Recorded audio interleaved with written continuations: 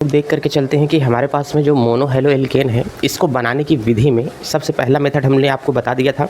जो बच्चे पिछला लेक्चर नहीं देखे हैं वो लोग जा करके पहले उस लेक्चर को देखिए कि सर जो पिछला हमने बताया है कि एल्कोहल से हैलो एल्केन कैसे बनाया जा सकता है।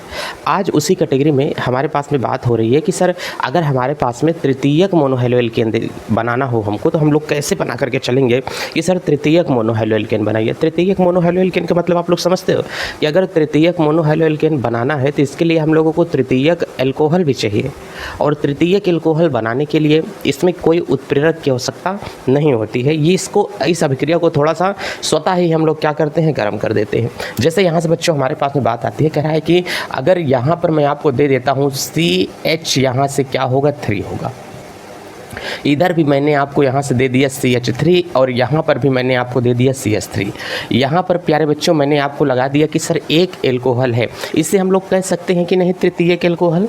तो सर ये तृतीयक एल्कोहल होगा। यहीं पर अगर बीच में हम लोग लगा देते हैं HCl, और HCl जो हमारे पास में होना चाहिए वो कंसनट्रेट होना चाहिए, ठीक है ना, सांद्र HCl होना चाहिए। अब सांद्र HCl की उपस्थिति में ये दोनों तो मिल करके अपनी ही कहानी सेट कर लेंगे कि बाबू हमको क्या बनाना है, हमको बनाना है H2O। तो ये दोनों आपस में क्या बना देंगे, H2O। इसमें कोई उत्प्रेरक नहीं लगेगा, ये ध्यान देना। इस अभिक्रिया को आप लोग थोड़ा सा अगर यदि गर्म कर दोगे, थोड़ा सा आप लोग हीट दे दोगे, तो ये अभिक्रिया स्वतः ही हो जाती है।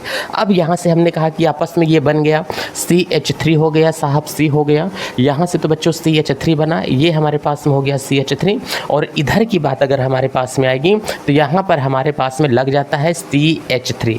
हम लोग कह सकते हैं कि ये हमारे पास में क्या बन गया है, तृतीयक हैलो एल्केन प्राप्त हो गया है। चलो सर, तो एक बात तो ये घटना हमको समझ में आ गई कि तृतीयक एल्कोहल हमको प्राप्त हो गया, ठीक है ना। तृतीय पिछली अभिक्रियाएं जितना मैंने आप लोगों के साथ में करवाया, पिछली अभिक्रियाएं कौन करवाया, तो हमने कहा कि साहब पिछले बैक में जितने रिएक्शन मैंने आपको करवाया इसमें मैंने सब आपको क्या करवाया, हमने कहा कि एक मैं आपको दे देता हूँ ROH, यहीं से आप लोग ले लो, इसके साथ में एक HX ले लो। अच्छा, HX को हम लोग क्या कहते हैं सर, हैलोजन कहते हैं। और यहीं पर आप लोगों को दोनों मिल करके कहानी बना देंगे, और ये कहानी जल की बनती है। किसकी बनेगी, जल की। यहीं पर एक उत्प्रेरक ले लेना जिसे आप लोग कहते हो ZnCl2, और आगे का जो मामला हो जाएगा वो हमारे पास में क्या बन जाएगा, RX बन जाएगा। इसका मतलब बच्चों ये हमारे पास में क्या बन गया, हैलो एल्केन बन जाता है। आपको इसमें बस यही सा एक मेथड बढ़िया अपनाना है। इस मेथड के अंदर हमने कहा था कि सबसे फास्ट जो हमारे पास में क्रिया होगी वो RI की होगी, और सब HI की होगी ना। सबसे फास्ट जो होगी वो HI की होगी, फिर हमारे पास में HBr की होगी, ठीक है। फिर उसके बाद में हमारे पास में क्या होगी, HCl की होगी। ये मैंने आपको क्रियाशीलता का क्रम बताया था। यहाँ पे समझो, ये एक हमारे पास में बच्चों कैसा होता है सर, ये एक प्रकार का उत्प्रेरक होता है। उत्प्रेरक का मतलब, ये उत्प्रेरक या तो हमारे पास में अभिक्रियाओं के वेग को परिवर्तित करते हैं। जैसे कोई अभिक्रिया नहीं हो रही है, उसके वेग को बहुत जल्दी से वो कंप्लीट कर देते हैं, पूरा कर देते हैं। जैसे मैंने आपको कहा कि आप रात में गुस्सा होकर के एकदम से बैठ गए हो कि आज हम खाना नहीं खाएंगे। सर आज हम खाना खाएंगे ही नहीं। मम्मी बार बार बुला रही, चलो बेटा खा लो, नहीं खाएंगे, बेटा खा लो, नहीं खाएंगे, बेटा खा लो, नहीं खाएंगे। पापा कहेंगे का हुआ चुनमुन, खाना नहीं खा रहे हो, हाँ पापा बस जा रहे हैं खाने के लिए। तो उत्प्रेरक होता है। जैसे दो महिलाएं आपस में होती हैं, एक ननद हो गई, एक सास हो गई, ननद हो गई, ठीक है ना। सॉरी, सास और बहू के बीच में लड़ाई लगवाने का पूरा काम किसका होता है, ननद का होता है। अगर सास बहू ठीक से चल रही हैं तो उनके बीच में आकर के लड़ाई लगवा के भाई साहब कौन भाग जाएगी, ये ननद लड़ाई लगवा करके भाग जाएगी। तो इस ननद को लड़ाई लगवाने में बड़ा मज़ा आता है कि सास और बहू को चैन से जीने नहीं देंगे, हम जा करके इनके बीच में लड़ाई लगवा देंगे, झगड़ा लगवा देंगे। तो जो ननद है वो लड़ाई लगवा रही है, आग को भड़का रही है। तो जो आग को भड़काने वाले होते हैं ना, उन्हीं को क्या कहते हैं, कैटालिसिस उत्प्रेरक कहते हैं। क्या कहते हैं, उत्प्रेरक कहा जाता है। ये अभिक्रियाओं के वेग को बढ़ा देते हैं। आग जलती रहती है, अगर वो आग धधक नहीं रही है, उसमें तुम थोड़ा सा मिट्टी का तेल डाल दोगे, अब मिट्टी का तेल डालोगे और भम्मा करके आग एकदम से क्या होगी, जलेगी ना, और तीव्र वेग से आग जलने लगेगी। तो जो तुमने तेल डाला वो क्या था, उत्प्रेरक था। आग में घी डालना मतलब क्या होगा, बात को बढ़ा देना ना। आग में घी डालना मतलब बहुत ज़्यादा लपक फेंकेगा, इसका मतलब तुमने क्या डाला, घी। घी एक प्रकार का क्या होता है, उत्प्रेरक होता है। उसी प्रकार से अभिक्रियाओं के वेग को बढ़ा कौन देता है सर, उत्प्रेरक बढ़ाता है। कभी अगर आपको मिल जाए कि बताइए ZnCl2 और हमारे पास में होता है HCl, इन दोनों को हम एक साथ मिला करके मिक्स कर देते हैं एक शीशी में। मैंने यहाँ पर मार्कर में दम नहीं समझ में आ रही है। एक हमारे पास में ये बॉटल है, ठीक है, इस बॉटल है और एक बॉटल मैंने यहाँ से और ले लिया, ग्लास ही ले रहा हूँ सर। इसमें हमने जो भर दिया है वो हमने यहाँ से भर करके रखा ZnCl2, इसमें जो हमने भर करके रखा है वो यहाँ से हमने भर करके रखा HCl। और जब दोनों को मिला करके हम लोग हौच पौच करेंगे तो एक बड़े कंटेनर के अंदर साहब यहाँ से ZnCl2 भी होगा और इसी के अंदर HCl भी होगा। अब ये जो मिश्रण हमारे पास में तैयार हुआ, इस मिश्रण को क्या कहते हैं? कह रहे हैं कि सर इस मिश्रण को ल्यूकोस मिश्रण कहा जाएगा। क्या कहा जाता है? इस मिश्रण को ल्यूकोस मिश्रण कहा जाता है। अच्छा, ल्यूकोस मिश्रण नाम दो इसको, चाहे तो तुम इस मिश्रण को ल्यूकोस अभिकर्मक भी कह सकते हो। क्या कहते हैं सर? इस मिश्रण को ल्यूकोस अभिकर्मक भी कहा जाता है। हमारे पास में क्या होते हैं? तो इतनी बातें आपको समझ में आ रही है कि नहीं सर? ल्यूकोस अभिकर्मक अर्थात सर ये हमारे पास में क्या होगा? ल्यूकोस रिएजेंट, ठीक है। तो अब जो हमारे पास में ल्यूकोस रिएजेंट आ रहा है ये क्या होगा? ल्यूकोस रिएजेंट ये बताता है कि कहाँ पर हमारे पास में 1 डिग्री एल्कोहल है, कहाँ पर 2 डिग्री एल्कोहल है, कहाँ पर 3 डिग्री एल्कोहल है। तो आपको ये समझने वाली बात बच्चा पार्टी, सबसे फर्स्ट पहले यही बात समझना है कि जो हमारे पास में ल्यूकोस अभिकर्मक है, ध्यान से देख करके चलना, जो हमारे पास में ल्यूकोस अभिकर्मक है ये एल्कोहल की जांच करते हैं। किसकी जांच करते हैं? ये बच्चों एल्कोहल की जांच करते हैं। चलिए साहब, एक बात और समझ में आ गया कि ये एल्कोहल की जांच करते हैं। कैसे जांच करेंगे? कौन सा एल्कोहल 1 डिग्री है, कौन सा एल्कोहल 2 डिग्री है, कौन सा एल्कोहल 3 डिग्री है, इसकी जांच कौन करता है? ल्यूकोस अभिकर्मक। तो ल्यूकोस अभिकर्मक किस परीक्षण के लिए प्रयोग में लाए जाते हैं? अगर आपसे ये पूछ लेता है तो आप लोग वहाँ पर ये बता देना कि ल्यूकोस अभिकर्मक हमारे पास में एल्कोहल की जाँच के लिए प्रयोग में लाए जाते हैं। ये बातें आपको समझ में आ गई हैं। इसी के साथ ये एल्कोहल का एक छोटा सा टॉपिक ख़त्म होता है।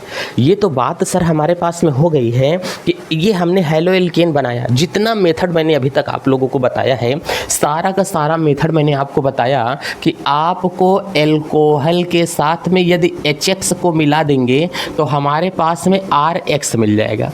तो किसकी क्रिया के द्वारा मैंने बताया? हैलोजन की क्रिया के द्वारा, हैलो एल्केन, हाइड्रोजन हाइलाइड के द्वारा हमने हैलो एल्केन बनाना सीखा। अब यदि आप लोगों को कह दें कि एल्कोहल में और कुछ मिला दें, ऐसा इसको हम ना प्रयोग में लें, और कुछ ले लें तो क्या बन सकता है? क्या हमने कहा कि और कुछ ले लोगे तो कैसे नहीं बनेगा? चलो फास्फोरस की क्रिया के द्वारा देखते हैं। एक तरीका और होगा, कह रहे हैं कि सर अगर यहाँ पर फास्फोरस की क्रिया के द्वारा अगर हम लोग बनाते हैं फास्फोरस से तो क्या बनेगा कि नहीं बनेगा? हमने कहा उत्तर भाई साहब बनेगा। क्यों नहीं बनेगा? जब तक सौर कैरियर पॉइंट है तब तक तो चीज़ें बनेंगी, आगे का नहीं पता। तो अब हम लोग क्या करते हैं कि एल्कोहल की क्रिया फास्फोरस से कराते हैं और इसके साथ हैलोजन को भी दे देते हैं। नहीं, हैलोजन बनेगा कैसे? तो एल्कोहल की क्रिया अब हम लोग क्या करते हैं? फास्फोरस की क्रिया से हम लोग बनाएंगे ना। तो चलिए फास्फोरस की क्रिया के द्वारा इसको कैसे बनाएंगे, इस मेथड को पहले समझते हैं। इसको एल्कोहल की क्रिया, ध्यान से देखो, अगर हम लोग फास्फोरस ट्राई हाइलाइट से कराते हैं, अगर फास्फोरस पेंटाक्लो हाइलाइट से कराते हैं, देखो दो प्रकार का होगा।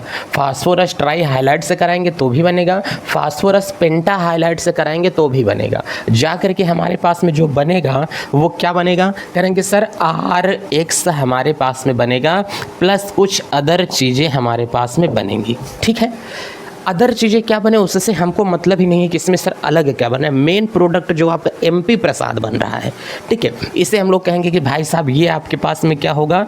मेन प्रोडक्ट है सर। तो मेन प्रोडक्ट हमको क्या बनाना है? RX बना करके चलना है। तो ये छोटा सा हमारे पास में रूल है। इसको सर पहले हम लोग यहाँ से सीख करके चलते हैं कि पहले फास्फोरस ट्राई हाइलाइड की क्रिया द्वारा सीखेंगे, फिर फास्फोरस पेंटा हाइलाइड की क्रिया द्वारा सीखेंगे कि इसका निर्माण कैसे किया जा सकता है। तो चलिए देरी न करते हुए पहले इसको हम लोग आसान तरीके से सर चीज़ों को सीख करके चलते हैं कि सर और क्या क्या चीज़ें हमारे पास में बेहतरीन से साबित हो सकती हैं। ध्यान से देख करके चलना। अगर हमने कहा कि भाई साहब ROH मैंने आपको यहाँ से दे दिया, अगर मैं फास्फोरस ध्यान देखो, फास्फोरस अगर मैं ब्रोमाइड दे दिया आप लोगों को, PbR3 दे दिया, फास्फोरस ट्राइब्रोमाइड अगर मैंने दे दिया, तो अगर इसकी क्रिया मुझे आप लोगों को करवाना है तो क्या होगा। हमने कहा कि इसको ध्यान से समझो। पहले मैंने इस ब्रोमीन को कहा कि सपने में मैं तुम्हारी शादी एक समय मैं किससे करवाऊंगा, आर के साथ मैं तुम्हारी शादी करवा देता हूँ। तो कहे कि अच्छा मेरी शादी आर के साथ करवाओगे, तो हमने कहा हाँ। तो कह रहा है कि आर, हम तो 3 बहनें हैं, हम 3 बहनों जिससे शादी करेंगे एक ही घर में करेंगे, लेकिन आर यहाँ पर कितना है सर, 1 आर है। तब ये ब्रोमीन अगर 3 है तो आर को भी कितना होना पड़ेगा, 3 आर को लाना पड़ेगा। तो यहाँ से मैंने 1 ROH को और बैठा दिया और 1 ROH को मैंने यहाँ से और बैठा दिया। अब बताओ ये 3 ब्रोमीन इस 3 आर के साथ में क्रिया करेगा कि नहीं करेगा। तो हम लोग यहाँ से लिख सकते हैं कि सर यहाँ से हमारे पास में क्या हो जाएगा, 1 आर चला गया इसके साथ में क्रिया कर लिया, तो सर यहाँ से क्या बना, RBR, और यहाँ से 1 आर और इसमें से निकाल करके क्रिया करेगा, तो सर यहाँ से हमारे पास में क्या होगा। अच्छा इसको हम 3 बना देते हैं ना। अगर यहाँ पर मैंने लगा दिया BR, यहाँ पर मैंने लगा दिया BR, तो और यहाँ पर मैंने लगा दिया क्या होगा, BR। तो फास्फोरस ट्राइब्रोमाइड है, 1 आर इससे शादी करेगा, 1 आर इसके साथ शादी करेगा, सर 1 आर जा करके इसके साथ शादी करेगा। तो यहाँ से हमारे पास में क्या बना, RBR, और फिर हमारे पास में सर यहाँ से क्या बना, RBR बन गया। चलो एक प्रोडक्ट जो मेन प्रोडक्ट था ये सर हमारे पास में MP प्रसाद बन गए हैं। 3 प्रोडक्ट हमारे पास ये निकल आया। अब फास्फोरस कह रहा है भाई साहब हम भी शादी करेंगे। हमने कहा किससे कर लोगे यार। कह रहा है कि जितने OH बन रहे हैं ना इन्हीं से मिला करके हमारी शादी करवा दो बस। हमने कहा अब इनसे पूछने जाएंगे तो ये हाइड्रोजन कह रहा है कि हम अकेले नहीं जाएंगे फास्फोरस के साथ रहने के लिए, ऑक्सीजन को भी लेके जाएंगे। हमने कहा मैं यही तो चाह रहा था। जब ये दोनों शादी करेंगे तो जहाँ पर ये लगेगा अब वो हमेशा एसिड बनाएगा। अब फास्फोरस अगर ऑक्साइड के साथ में क्रिया करेगा तो हमेशा एसिड का निर्माण होता है और एसिड इसमें बन सकता है H3PO4 की कंडीशन यहाँ पे लागू हो रही है क्या, H3PO3 का ही निर्माण यहाँ से हमेशा हो सकता है। ठीक है, अब H3PO3 अगर यहाँ से हमारे पास में बन गया तो ये प्रोडक्ट हमारे पास में बन गया। इस प्रोडक्ट में किसी भी प्रकार के उत्प्रेरक की आवश्यकता आपको यहाँ पर नहीं दिखाई दे रही है, इसमें कोई भी उत्प्रेरक हम लोग लगाएं। ठीक है, तो ये अभिक्रिया हमारे पास में यहाँ से बन रही है। इसी अभिक्रिया को आप लोग चाहना तो शॉर्ट में भी चीज़ों को कर सकना। अगर इसी अभिक्रिया को मैं आपको यहाँ पर लगा करके देता हूँ कि भाई साहब इसमें थोड़ा सा आप लोग आयोडीनीकरण करो कि सर इसमें हमारे पास में क्या होगा। तो हमने कहा कि सर इस आर की क्रिया हम लोग ले लेते हैं। चलो आर की क्रिया हमने ले लिया। अब जो मैंने इसको लिया था PCl3 अगर मैं ले लेता हूं तो क्या बनेगा, आई को छोड़ दो। अगर PCl3 मैंने ले लिया तो सर यहाँ से क्रिया होगी कि नहीं। अब ये 3 है तो इसको भी मैं यहाँ से क्या कर देता हूँ, 3 कर देता हूँ। अब यहाँ से बताओ 3RCl3 और फिर उसके बाद में H3PO3 बन जाएगा साहब। H3PO3 या तो इसको आप लोग ऐसे समझ सकते हो या तो इसी को जैसे मैंने अभी एक्सप्लेन किया ROH, फिर इसको आप लोग समझो ROH, फिर इसको आप लोग समझो सर ROH। इसकी क्रिया अगर मैं करवा देता हूँ तो एक Cl होगा सर, एक Cl होगा सर, एक Cl होगा। रिएक्शन के बाद में जो चीज़ें बनेंगी वो हमने कहा कि RCl का निर्धारण होगा, RCl का निर्धारण होगा, RCl का निर्धारण होगा। ये बन गया। और हमने कहा कि चलो इसकी शादी सर इन सब की शादी इन बहनों के साथ में हो गई है। अब सर बचा कौन है, करेंगे सर यही बच्चे हैं। अब इसकी शादी हम लोग इसके साथ में करा देंगे। चलो भाई साहब इसकी शादी हम लोग इसके साथ में करा देते हैं। तो यहाँ से हमारे पास में क्या बन गया, H3PO3 सर यहाँ से बन गया है। यही हमारे पास में क्या होगा, निर्माण हो जाएगा चीज़ों का। ठीक है, समझ में आ रहा है कि नहीं। तो सर यही हमारे पास में मेथड बनेगा। अगर R के स्थान पे कोई ग्रुप रख सकते हो, जैसे CH3 सर क्या होगा, OH होगा, CH3 सर क्या होगा, यहाँ से OH होगा, CH3 होगा और क्या होगा, OH होगा। इसकी क्रिया अगर हम लोग करवा देते हैं PCl होगा, PCl होगा, PCl होगा। तो बताओ ये हमारे पास में क्या बन करके जाएगा, CH3। ध्यान से समझना, यहाँ पे CH3Cl होगा, CH3Cl होगा, CH3 बच्चों क्या होगा, Cl होगा। और ये हमारे पास में जा करके आपस में क्रिया करेगा तो ये जा करके क्या बनेगा, H3PO3। ये भाई साहब हमारे रिएक्शन होते हैं क्लास 12th की केमिस्ट्री के। समझ में आ रहा है कि नहीं।